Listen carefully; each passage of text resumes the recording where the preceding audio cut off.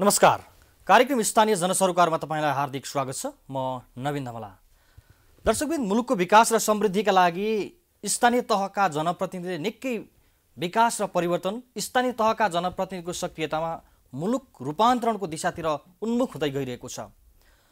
नागरिकले विगतमा 2074 सालमा 20 वर्षपछि हुने स्थानीय तहको निर्वाचनमा जो आशा अपेक्षा गरेका थिए, सिंहदरबारको अधिकार गाउँघरमै आफ्नै घर दैलोबाट सेवा प्राप्त गर्ने भन्ने, जनप्रतिनिधिको 5 वर्षको कार्यकाल सकिसकेको छ। 5 वर्षसम्म स्थानीय तहमा निर्वाचित भएर जनप्रतिनिधिले विकास र रूपान्तरणका लागि, विकास र समृद्धिका लागि के कस्ता महत्त्वपूर्ण कार्यक्रम अगाडि सारिरहेका छन्। 5 वर्ष पुरा भइसकेको छ। विशेष गरी आज हामी काठमाडौँको दक्षिणकाली नगरपालिकामा केन्द्रित रहेर बहस गर्नेछौँ। आज हामीसँग हुनुहुन्छ दक्षिणकाली नगरपालिकाका प्रमुख मोहन बस्नेत। कार्यक्रम तपाईलाई हार्दिक स्वागत छ। धन्यवाद नवीनजी। तपाईहरु निर्वाचित भएको 5 वर्ष पुगि नै सक्यो मेयर साहब। तपाईहरुको कार्यकाल अब सकिएको छ। हजुर। हैन? हजुर। अब विगतमा जनप्रतिनिधिहरू निर्वाचित हुँदै गर्दाखेरि आकर्षक नारा थिए, घोषणापत्रमा महत्त्वपूर्ण कुरा थिए, नागरिकहरूले ठूलो आशा अपेक्षा गरेका थिए। तपाईहरुले घोषणापत्रलाई कति प्राथमिकता दिएर अगाडि बढ्नुभयो? धन्यवाद प्रश्नको लागि नवीनजी। जहाँसम्म लाग्छ हामी निर्वाचनको बखत आम नगरवासीको घर दैलो गरिरहँदाखेरि जुन प्रतिबद्धता व्यक्त गरेका थियौँ र सँगसँगै हामीसँग साथमा आफ्नो पार्टीको घोषणापत्र पनि हुनु स्वाभाविकै भइहाल्यो र यसलाई यो घोषणापत्र जनताको आवश्यकता र घर दैलो गर्दा आएका गुनासाहरूलाई चाहिँ सम्बोधन गर्ने क्रममा हामी अवरात्र खटिरहेको छौँ। हामी स्वाभाविक रूपमा एउटा पार्टीको टिकट लिएर निर्वाचनमा होमिरहँदाखेरि पार्टीको घोषणापत्र त्यो केन्द्रदेखि स्थानीय तहसम्म हुनु त्यो पार्टीको विधि विधानभित्र नै परियो र अर्को कुरा त के भन्दाखेरि आफ्नो भूगोल, आफ्नो नगरपालिकाको कार्यक्षेत्र र त्यहाँको जनताको मनोभावना सबभन्दा उच्च हुने रहेछ। नेपाली कांग्रेसको मैले टिकट लिएर घर दैलो गरिरहँदाखेरि त्यो म नेपाली कांग्रेसको मात्र थिएँ भने जब म निर्वाचित भइसकेपछि म नेपाली कांग्रेसको मात्र कार्यकर्ता रहेन, समग्र दक्षिणकाली नगरवासीको म एक खालको अभिभावकत्व ग्रहण गर्नुपर्ने भएको हुँदा नेपाली कांग्रेसको घोषणापत्र दक्षिणकाली नगरवासीसँग भोट माग्दै गर्दाखेरिको घोषणापत्र भन्दा पनि सबभन्दा ठुलो कुरा के भने आम नगरवासीको चाहिँ माग र आवश्यकतालाई पहिचान गरेर काम गर्न सकेको मैले त्यसरी गरिरहेको छु र यद्यपि मैले घोषणापत्रलाई चटक्कै छोडेको त होइन, घोषणापत्रलाई पनि मैले सँगसँगै लिएर काम गरेको छु। तर जतिखेर म निर्वाचनको बेलामा जाँदाखेरि मेरो पार्टीले बनाएको, मेरो पार्टीले भनेको घोषणापत्र भनेर जब भन्थे भने मलाई त्योभन्दा ठुलो चाहिँ मेरो नगरवासीले भनेको, मेरो नगर क्षेत्रमा रहनुभएका ज्येष्ठ नागरिकहरूले भन्नुभएको, त्यहाँको दलित अपाङ्गहरू सबै जनजातिले भनेको कुरा चाहिँ सर्वश्रेष्ठ बन्न पुगेको कुरा यहाँलाई। आजको कार्यक्रम विशेष गरी तपाईहरुको 5 वर्षको कार्यकाल सकिँदैछ। यो कार्यक्रम आज चाहिँ समीक्षामूलक, यो आजको समीक्षामूलक विशेष बहस बन्ने छ। यो सन्दर्भमा तपाईँ निर्वाचित भइसकेपछि दक्षिणकाली नगरपालिकाको विकास र समृद्धिका लागि तपाईँ लगायत तपाईहरुको टिमले गर्नुभएको योगदान, तपाईहरुले सञ्चालन गर्नुभएको आयोजनाको विषयमा केन्द्रित रहेर विशेष गरी हामी बहस गर्नेछौँ। तपाईँ निर्वाचित भएर आइसकेपछि महत्त्वपूर्ण विषय केलाई प्राथमिकता दिनुभयो, के लिनुभयो? तपाईहरुले महत्त्वपूर्ण विषय के लिनुभयो अहिले चाहिँ? सबभन्दा ठुलो कुरो अब तपाईँको प्रश्नमा मैले यति भन्नुपर्छ कि जहाँसम्म लाग्छ दक्षिणकाली नगरपालिका अत्यन्त न्यून स्रोतबाट सञ्चालन गर्नुपर्ने नगरपालिका हो। यद्यपि त्यो न्यून स्रोत भए तापनि नगरवासीको भावना समेटेर शिक्षा, स्वास्थ्य, खानेपानी र यातायात क्षेत्र र कृषि क्षेत्रलाई चाहिँ प्राथमिकता दिएर हामीले काम गरिरहेका छौँ र यो कुरा चाहिँ प्रत्यक्ष टेलिभिजनबाट इन्टरभ्यू दिँदाखेरि मात्र नभइकन त्यो दक्षिणकाली नगरपालिकामा गएर यहाँले चाहिँ बुझ्दाखेरि पनि यथेष्ट आधारहरू, प्रमाणहरू, सही हुने कुराहरू मात्र तपाईसँग मैले भनिरहेको छु। किनभने न्यून स्रोत भए पनि नगरवासीलाई शिक्षित बनाउनको लागि विद्यालयहरूका भवनहरू कम्तीमा पनि 20-21वटा भवनहरू नयाँ निर्माण भएको छ। दक्षिणकालीसम्म नगरसम्म जानको लागि मात्र नभइकन दक्षिणकाली मन्दिरसम्म जाने बाटोहरूलाई सडक विभागदेखि लिएर भौतिक मन्त्रालयदेखि लिएर सबैसँग समन्वय गरेर सडक चुस्त दुरुस्त बन्न सफल भएको छ। देखि लिएर यहाँबाट तपाईँको मकवानपुर जुन प्रदेश सरकारको राजधानी पुग्ने जुन बाटो छ त्यो बाटोलाई पनि कच्ची नै भए पनि र ठाउँ ठाउँमा पक्की बनाउने कामहरू गरिरहेको छौँ र स्वास्थ्यको क्षेत्रमा उल्लेखनीय नै काम हामीले गरेको छौँ। तपाईँले मसँग इन्टरभ्यू लिइरहँदाखेरि दक्षिणकाली नगरपालिकाले के गरेको छ भन्ने विषयमा तपाईँहरूले पनि धेरै आधार प्रमाणहरू जुटाइसक्नु भएको हुन्छ। कोभिडको बखत हाम्रा सबै जनप्रतिनिधिहरू, म मात्र होइन, नगर सदस्यसम्मको सबै जनप्रतिनिधिहरू अवरात्र आफ्नो ज्यान नमरिकन ज्यानको बाजी राखेर पनि कोभिड न्यूनीकरण गर्ने कार्यमा खट्नुभयो र त्यहीको फलस्वरूप दक्षिणकाली नगरपालिकामा मृत्युको सङ्ख्यामा एकदमै कम गराउनको लागि हामी सफल भयौँ। कोभिड सङ्कट व्यवस्थापनका लागि दक्षिणकाली नगरपालिकाको प्रयास महत्त्वपूर्ण रह्यो। नागरिकसँग रहेर निरन्तर जुट्नुभयो तपाईँहरू जनप्रतिनिधि। अब स्वास्थ्य, शिक्षा लगायतका क्षेत्रमा थुप्रै परिवर्तन गर्नुभएको छ। दक्षिणकाली नगरपालिका आफैमा धार्मिक, ऐतिहासिक, पर्यटकीय क्षेत्र, पर्यटकीय छटाले भरिपूर्ण नगरपालिका। यसको विकासका लागि, यसको समृद्धिका लागि, अझ भनौँ स्थानीय सरकारको समृद्धिका लागि, समृद्धिका महत्त्वपूर्ण आधारहरू स्थानीय सरकारले तय गरेका छन्, निर्माण गरेका छन्।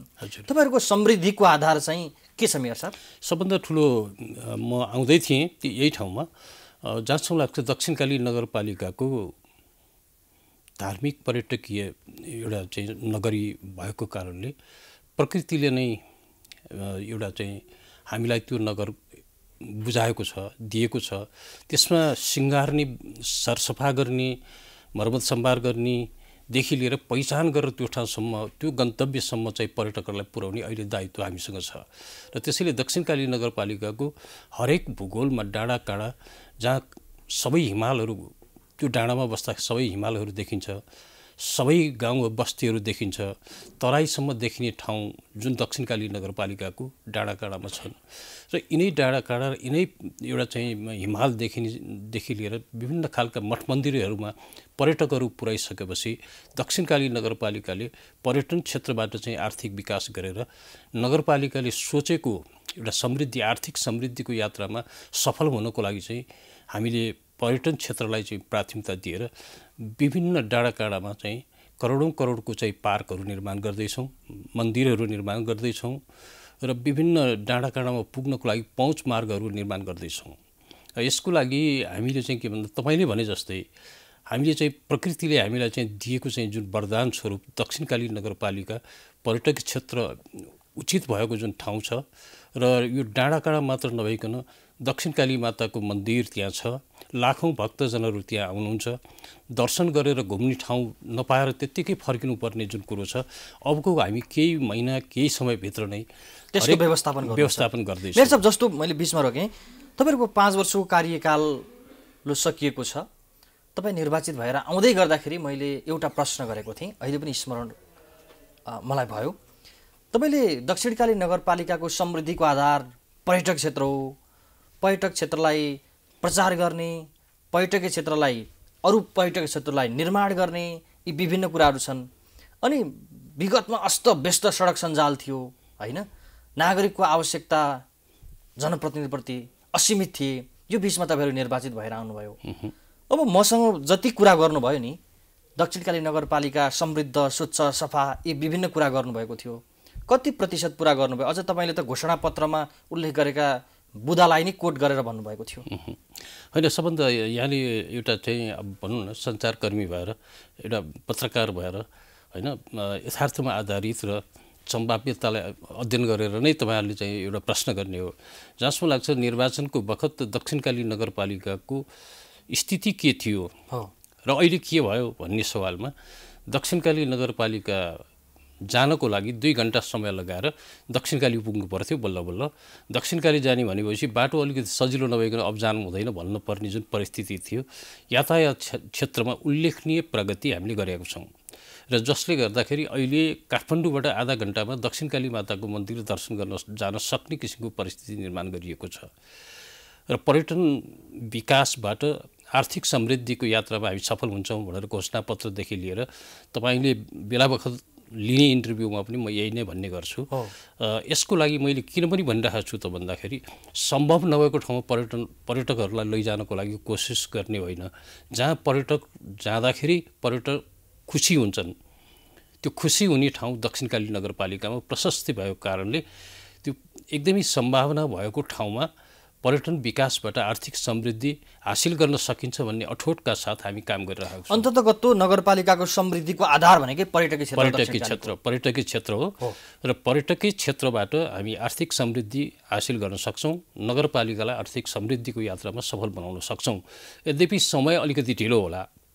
हामीले अड्कल गरेको समय लगभग यी सबै पर्यटन क्षेत्रको विकासदेखि लिएर अन्य सबै विकासको लागि जति हामीले समय व्यवस्थापन गरेको थियौँ, अकल्पनीय परिस्थितिको सामना गर्नुपर्ने परिस्थिति आउँदाखेरि हामीले नगरवासीलाई दिन खोजेको सेवा छिटो नभएको हुनसक्छ।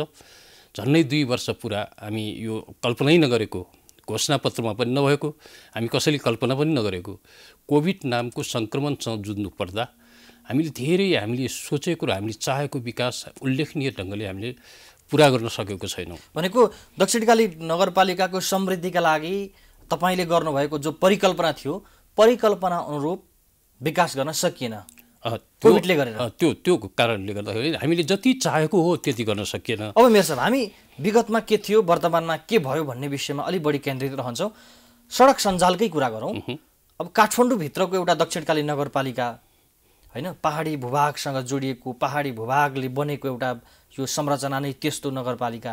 अब दक्षिणकाली नगरपालिकामा विकास गर्नका लागि तपाईँ निर्वाचित भएर आउँदै गर्दाखेरि तपाईँहरूको टिमलाई चुनौती चाहिँ के थियो मेयर साहब? चुनौती खासै चुनौती भन्नुपर्दा त्यस्तो ठुलो चुनौती केही पनि छैन। पहिला आफूलाई जनताको सेवक हो भनेर हामी त्यो कुरामा चाहिँ मनन गर्नु पर्यो र जनताको सेवा गर्दाखेरि फरक किसिमका चुनौतीहरू आउन सक्छ। रातको 12 बजे टेलिफोन आएर कसैको सेवाको लागि पुग्नुपर्ने हुनसक्छ देखि लिएर यावत केही चुनौती आउँछ। तर आफूलाई एउटा जनताको सेवक हो भनेर चाहिँ निर्वाचनको बखतमा जे प्रतिज्ञा गरेर चाहिँ हामी निर्वाचित भइरहेको छौँ, आफूलाई जनताको सेवक हो भनेर चाहिँ हामीले गर्ने हो भने चुनौती केही पनि हुँदैन। काम गर्नुको लागि केही असहज हुन्छ त त्यसलाई बिस्तारै सहजतामा परिणत गर्ने कुरा हो। भनेपछि चुनौतीलाई अवसरको रूपमा ग्रहण गरेर हामी जानु पर्यो। जहाँसम्म लाग्छ चुनौती अरू अब आर्थिक चुनौती हुनसक्छ होइन। जनताले एउटा चाहिँ ठुलो भूगोल भएको, डाँडाकाँडा भएको, एउटा डाँडाबाट अर्को डाँडामा चाहिँ 8-10 घर बाँडिएको हुनसक्छ। विकास गर्नको लागि केही चुनौती हुन्छ। सीमित स्रोत साधन त्यसमा कठिनाइ भएको, जनप्रतिनिधिलाई भएको कठिनाइ नगरवासीले पनि बुझ्नु भएको हुन्छ। किनभने हाम्रो नगरपालिकामा आर्थिक स्रोतै कमजोर छ भन्ने खालको कुरा त बुझ्नुहुन्छ। तर यद्यपि हामीले त्यसलाई यो बिचमा पनि स्रोत साधनको अभाव महसुस नगराइकन महत्त्वपूर्ण विकास गर्नुभएको छ। अब मैले पृष्ठभूमिमा बताइसकेको छु, संरचनाविहीन अवस्थामा तपाईँहरू निर्वाचित भएर आउनुभयो होइन। विगतमा स्थानीय निकाय र स्थानीय तहमा ठुलो अन्तर थियो। 20 वर्षपछि स्थानीय तहमा जनप्रतिनिधिहरू आउनुभयो। नागरिकका आशा एक किसिमले जनप्रतिनिधिप्रति चाहिँ अपेक्षाहरू एकदमै बढी थिए। यो बिचमा तपाईँहरू निर्वाचित भएर आइसकेपछि 5 वर्षको कार्यकालमा जनप्रतिनिधिले के गरे भनेर ठ्याक होइन। अब मैले समीक्षा हुने बेला भएको छ। जनप्रतिनिधिले के गरे भन्ने विषयमा नै यो इन्टरभ्यू हुनसक्छ भन्ने हिसाबले नै तपाईँको यो कार्यक्रममा म सरिक छु।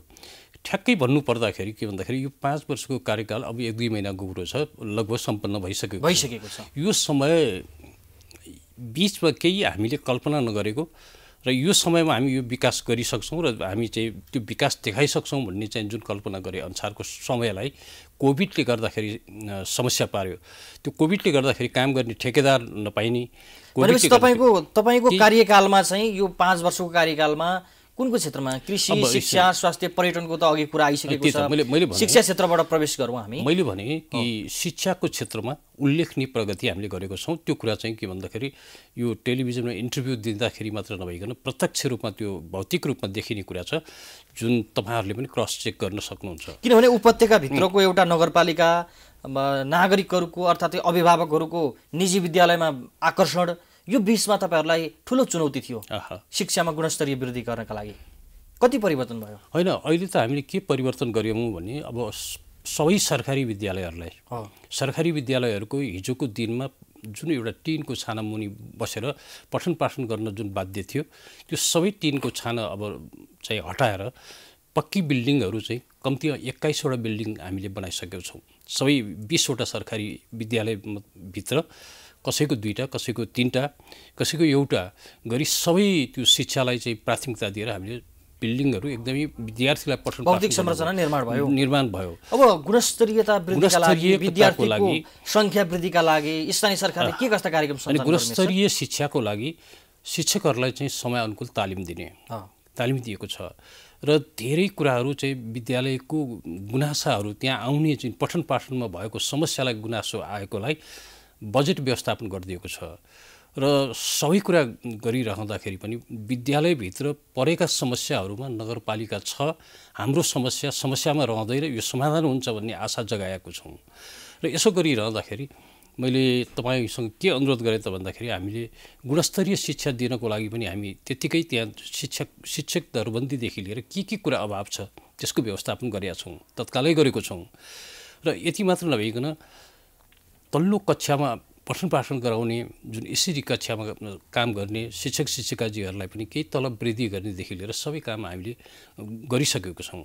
र सँगसँगै दक्षिणकाली नगरपालिकाले 1 कक्षादेखि 5 कक्षासम्मको भाइ बहिनीहरूलाई आफ्नो नगरको भूगोलदेखि लिएर नगरभित्र भएका सबै कुराहरू बुझ्ने गरी स्थानीय पाठ्यक्रम र पाठ्यपुस्तकैमा परिणत गरिसकेका छौँ। अब हरेक विद्यालयमा हामी यो चाहिँ सुचारू गरिसकेका छौँ, जसले गर्दाखेरि दक्षिणकाली नगरवासीका बाबुहरू नानीहरू सबैले आफ्नो नगरलाई पहिलो खुड्किलादेखि नै चिनेर जाने परिस्थिति निर्माण गरेका छौँ। यसो हामी कार्यक्रमको अन्त्यमा छौँ। अब जाँदा जाँदै दक्षिणकाली नगरपालिकाको विकास र समृद्धिका लागि तपाईँहरूको टिमले तपाईँले महत्त्वपूर्ण कार्यक्रम अगाडि सार्नु भएको छ। तपाईँहरूको कार्यकाल सकिएको छ। यी धेरै विकासका आयोजनाहरू पूर्ण रूपमा सम्पन्न भएका छैनन्, अपुरै छन्।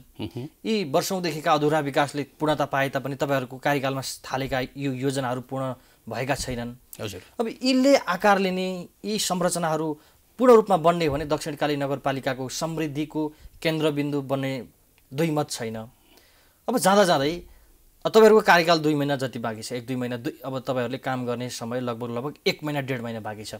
यो बिचमा के हुन्छ महत्त्वपूर्ण काम? अन्तिम प्रश्न मेयर साहब, सबभन्दा ठुलो कुरो दक्षिणकाली नगरवासी सम्पूर्ण आदरणीय दाजुभाइ दिदीबहिनीहरूले सबैले यो कुरा यथेष्ट मात्रामा बुझिसक्नु भएको छ। हामीलाई जनप्रतिनिधि छान्ने दिन नजिक आइसक्यो। कस्तो खालको जनप्रतिनिधिबाट हामी सेवा लिने भन्ने विषयमा त्यो नगरवासीले अड्कल गर्ने कुरा रह्यो। मलाई कति पनि अप्ठ्यारो हिचकिचावट छैन कि मेरो यो कार्यकालको पदावधि सकिँदैछ भन्ने कुरामा मलाई कतिभर कुनै चिन्ता छैन, किनभने सेवा गरिरहँदाखेरि सेवकलाई फेरि एउटा चाहिँ पुनः सेवा लिनको लागि चाहिँ नगरवासीहरू उत्सुक हुनुहुन्छ र सँगसँगै उत्सुक मात्र नभइकन आफूलाई चाहिँ एउटा चाहिँ सेवा लिनको लागि कस्तो खालको जनप्रतिनिधि छान्ने भन्ने विषयमा उहाँले एउटा सोच बनाइसक्नु भएको छ। यो सोच बनाएको कारणले अवश्य पनि हाम्रा केही कामहरू अधुरा छन् र केही कामहरू गर्न बाँकी छ र धेरै कुराहरू गर्न बाँकी भएको हुँदा नगरवासीले यो कुरालाई राम्रोसँग मनन गर्नुभएको छ। सकेसम्म यी अधुरा विकासलाई पूर्णता दिनेतर्फ तपाईँहरू बाँकी रहेको कार्यकालमा अगाडि बढ्नुहुन्छ। तपाईँले परिकल्पना गरेको र नागरिकले तपाईँप्रति अपेक्षा गरे अनुसारको दक्षिणकाली नगरपालिका स्वच्छ समृद्ध बन्न सकोस्। तपाईँलाई हाम्रो धेरै धेरै शुभकामना मेयर साहब। धन्यवाद। तपाईँले यो कार्यक्रममा बोलाउनु भयो होइन।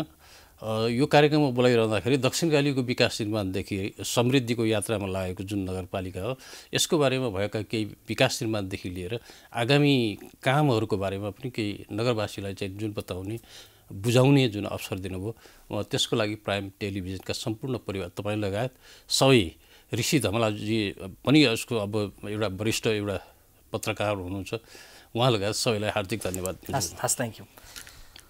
दर्शकबिन, आजको कार्यक्रममा दक्षिणकाली नगरपालिकाको विकास र समृद्धिमा केन्द्रित रहेर विशेष बहस गरे। कार्यक्रममा दक्षिणकाली नगरपालिकाका प्रमुख मोहन बस्नेतसँग। आजको कार्यक्रमबाट म लगायत हाम्रो सम्पूर्ण युनिटलाई बिदा दिनुहोस्। नमस्कार।